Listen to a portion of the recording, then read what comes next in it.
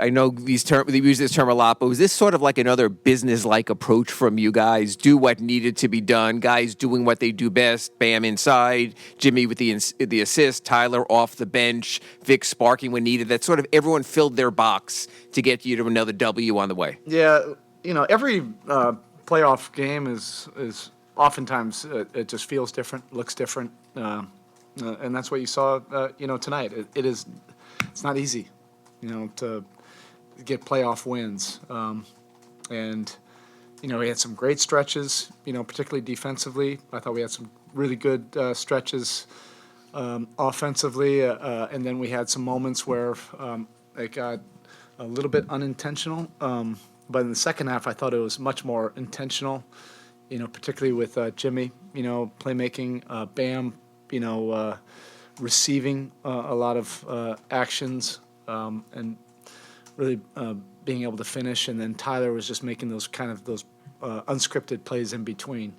And that, our defense really carried us to the win, but we had some really good timely offensive plays.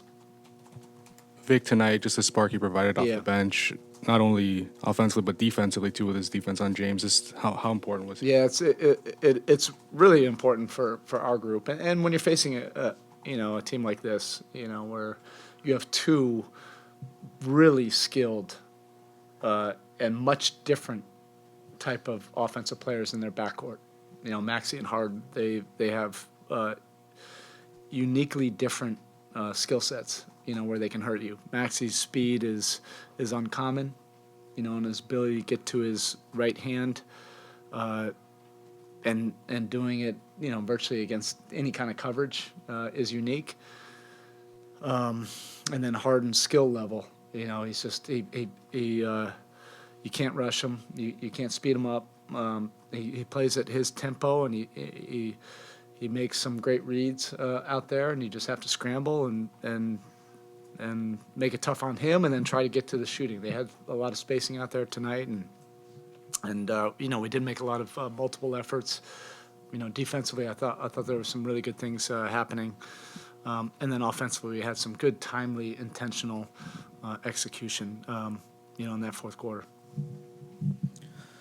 Obviously, it's hard to have expectations for Victor Oladipo based on what he's kind of gone through. But is this sort of the version that what you kind of envisioned when you guys acquired him? We just really wanted to be open-minded. I mean, we were thrilled to be able to acquire him. We knew there would be a process. We didn't necessarily, and he didn't expect that it would look like this. We thought that we were just going to try to get him, up to speed and get him fully healthy last year, going for a playoff, stretch run. And it was put on pause for a long time, but he just persevered.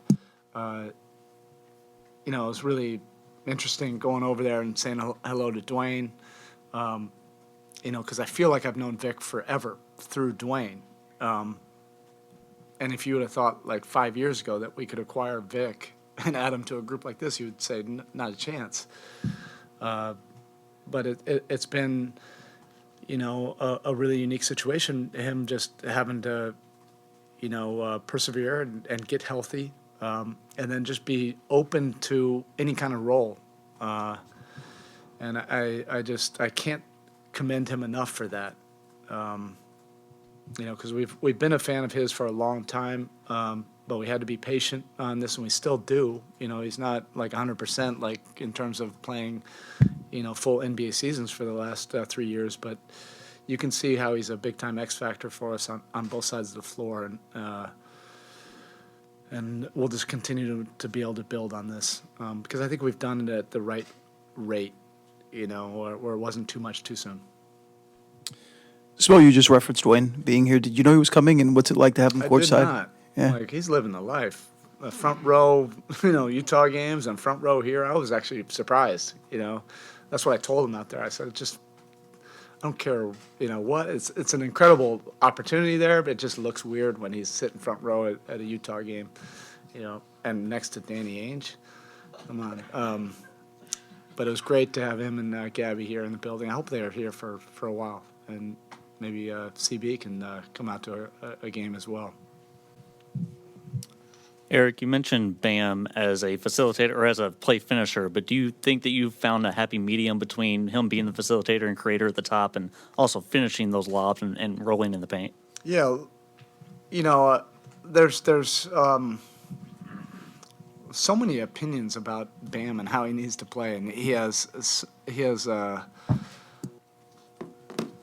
as many responsibilities for our team as Kyle does from the point guard position, and Bam's growth in terms of being able to manage all these different responsibilities, playmaker, facilitator, attacker, finisher, catch and lob guy, offensive rebounder.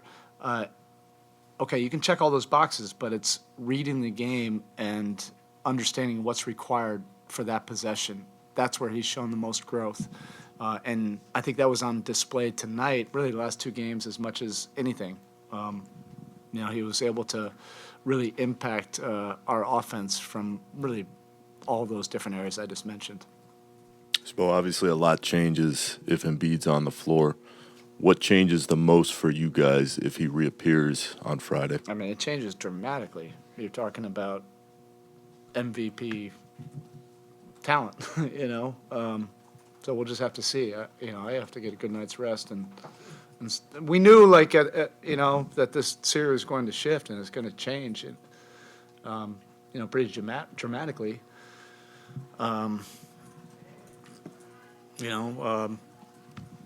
It's better for it to change dramatically when we're able to get a couple wins, but yeah, he changes the equation quite a bit. Are you guys expecting him You have to plan for it. to be back Friday? Yeah, I mean, whether he does or not, it would be irresponsible not to.